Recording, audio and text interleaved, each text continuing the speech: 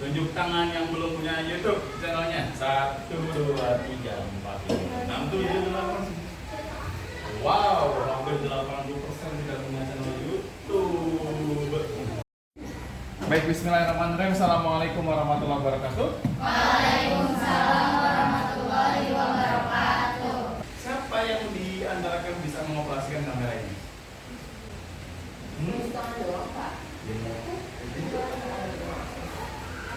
Ayo, siapa? Bisa lihat kan? Siapa nih? Fotonya bagusan nih? Bagus. Fotonya dia bagus nggak? Bagus. Bagus. Bisa nggak dihasilkan gambar seperti ini kalau cuma pakai handphone biasa? Background yang di belakang ini mundur sampai seperti ini. Bisa nggak? Nggak ya. Kalian butuh apa berarti? Kamera. Bener kamera doang? Lensanya, betul. Kamera doang. Tapi kalau nggak pintar dalam memilih foto yang tepat, ya nama juga bohong. 1,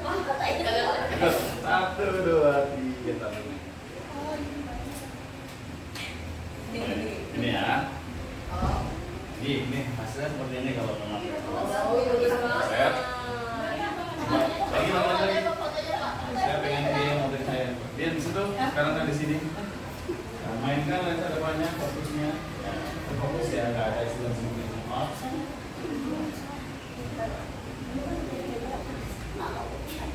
Oke, normal matanya lagi.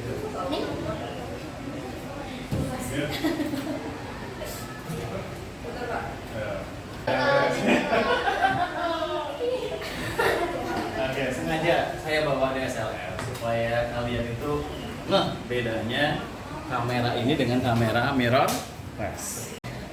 Masuk pertama kali di jurusan TKV kalian harus punya 3K. Yang pertama apa? Kamera. Yang kedua K-nya adalah komputer. Yang ketiga K-nya adalah kuota. Oh iya. Iya. Saya kasih tahu kenapa kamera lebih didulukan dibandingkan si komputer. Komputer bisa ada di sekolah. Setuju?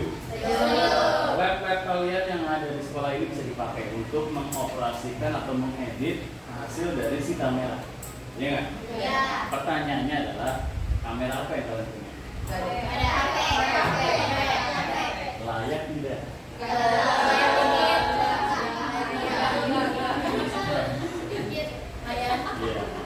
Iya, benar. Dibandingkan saya zaman dulu ketika nonton tahun 2012, channel YouTube saya itu pertama kali 2012, ya, itu pakai kamera yang prosumer pada dibandingkan HP-nya yang harga 2 jutaan, kita mau singular, entah itu Infinix, Xiaomi, yang Vivo, itu udah smooth gitu, meskipun dia adalah HP.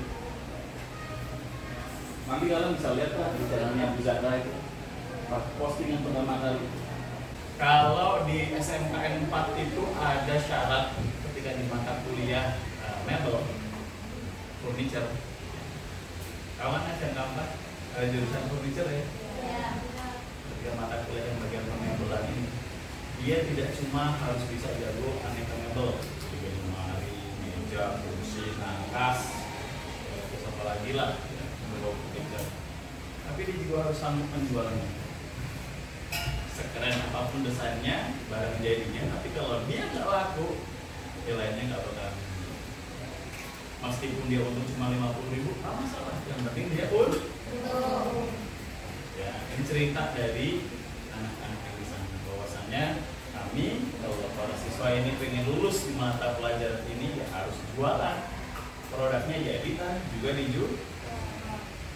Bisa nggak kita adaptasi? Kalau mata pelajarannya adalah konten kreator, berarti syaratnya kalian harus punya channel, punya platform minimal 3 ini. Itu oke. Ada yang bisa menjawab pertanyaan saya, kenapa kita wajib punya platform tersebut? Supaya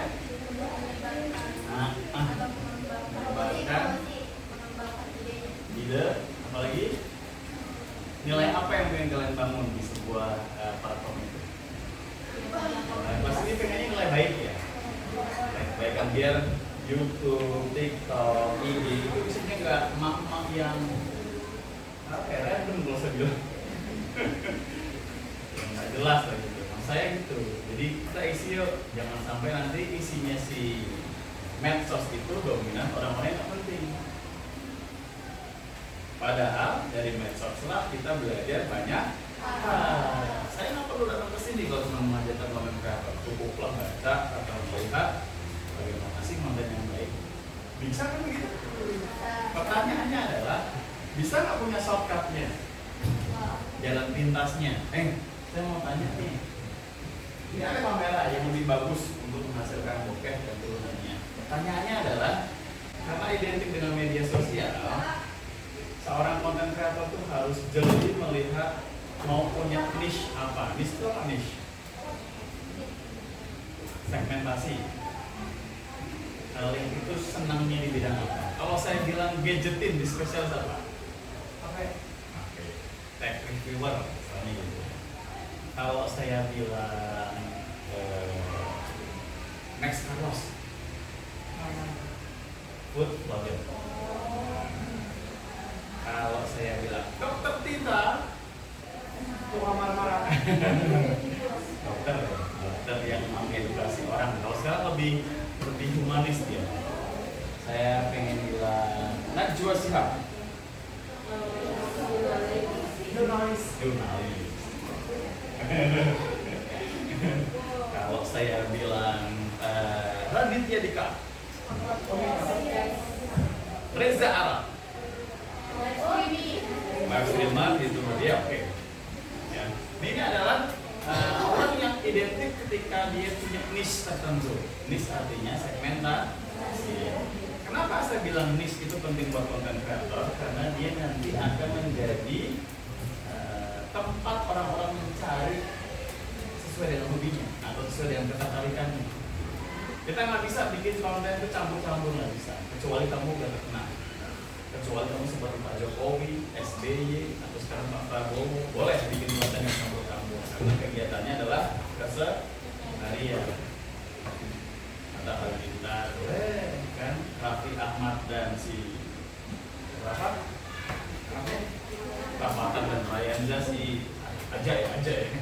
Boleh, kenapa? Kita punya cenderung untuk ngikutin, keponya itu tinggi sama yang beginian. Gak masalah, itu boleh campur aja. Tapi ketika kita pengen diidentikan dengan sesuatu yang bisa menuju ke kita, nah itulah yang akan menjadi cikal bakal kita menjadi konten kreator. Sudah menjawab pertanyaan itu? Apa itu konten kreator? Sudah? Sekarang apa modal kalian pengen jadi konten kreator? Apa? Boleh. Ada lagi? Tripod. Oke, tripod tongsis boleh. Ada lagi?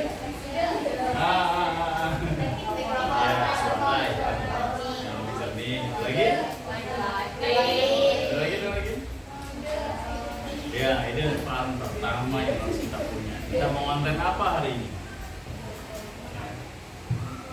Permasalahannya kadang-kadang kita terjebak bahwasanya konten itu harus terstruktur, setuju?